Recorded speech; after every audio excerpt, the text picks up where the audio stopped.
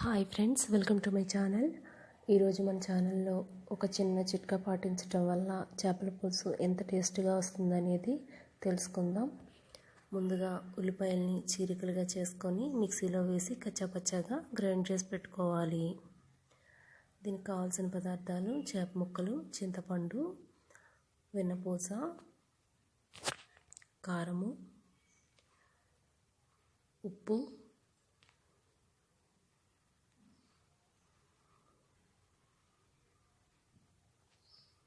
అల్లము, జీలకర్ర, ధనియాలు, వెల్లుల్లి,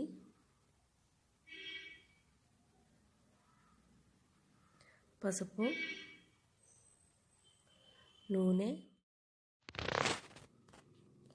పచ్చిమిరపకాయలు, బెండకాయలు. ఈ రెండు కూడా ముందుగానే క్లీన్ చేసుకొని కడిగి చిన్నగా నాటు పెట్టుకొని ఉంచుకోండి.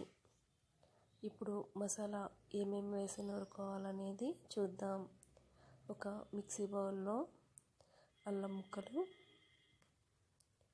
జీలకర్ర, ధనియాలు, వెల్లుల్లి వేసి గ్రైండ్ చేసి పక్కన పెట్టుకోవాలి.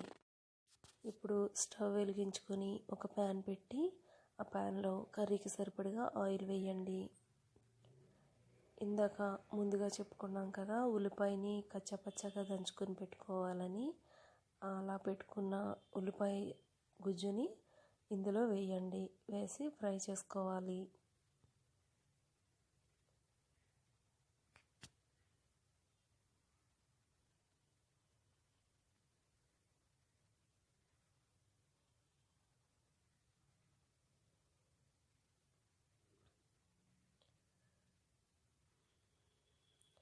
ఇది కొద్దిగా ఫ్రై అయింది కదా, ఇప్పుడు పసుపుని వేసుకున్నాం. ఉల్లిపాయ బాగా వేగిన తర్వాత ఇందులో చేప ముక్కల్ని కూడా వేసుకుందాం.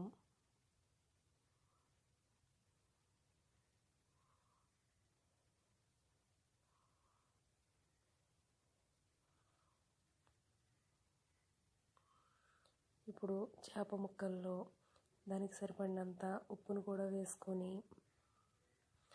కర్రీకి సరిపడినంత కారాన్ని కూడా యాడ్ చేసుకోండి.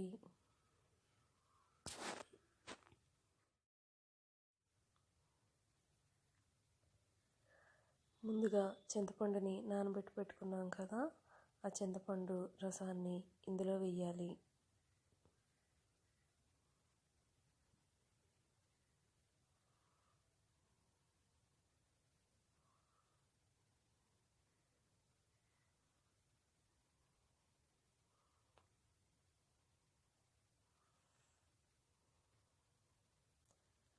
ఇప్పుడు ముక్కలన్నీ బాగా కలిసే విధంగా, కారం అంతా గ్రేవీలోకి బాగా కలిసే విధంగా దీన్ని కుక్కర్ని పట్టుకొని బాగా కలపాలి.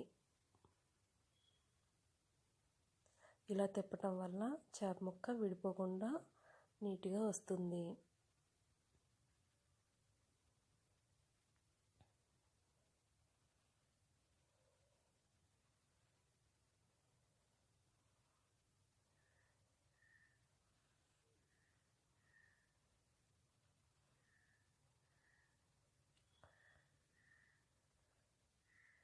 ఇది ఉడుకుతుంది కదా, ఇప్పుడు దీంట్లో బెండకాయ ముక్కలు,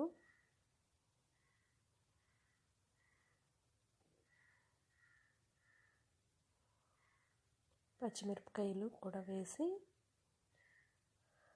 ఆ పైన వెన్నపూసను కూడా యాడ్ చేసుకుందాం. ఈ పచ్చిమిరపకాయలు, వెన్నపూస వేసుకోవటం వల్ల చేపల కూరకి మంచి టేస్ట్ వస్తుందండి. మీరు కూడా ట్రై చేసి దీనివల్ల మీకు టేస్ట్ ఎలా అనిపించింది అనేది నాకు కామెంట్ సెక్షన్లో చెప్పండి.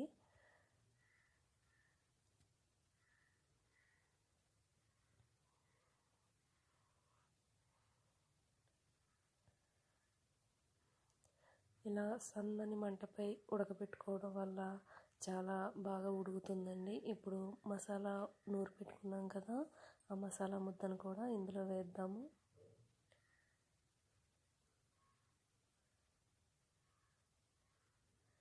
ఆ పైన కొద్దిగా చింతపండు పులుసును కూడా యాడ్ చేసుకొని మసాలా కరిగేలాగా తిప్పుకుంటే సరిపోతుందండి.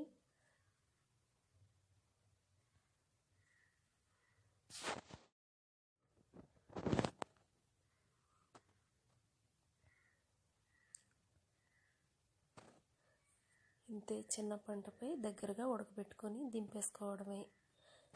చేపల పులుసు రెడీ అయిపోయినట్టే.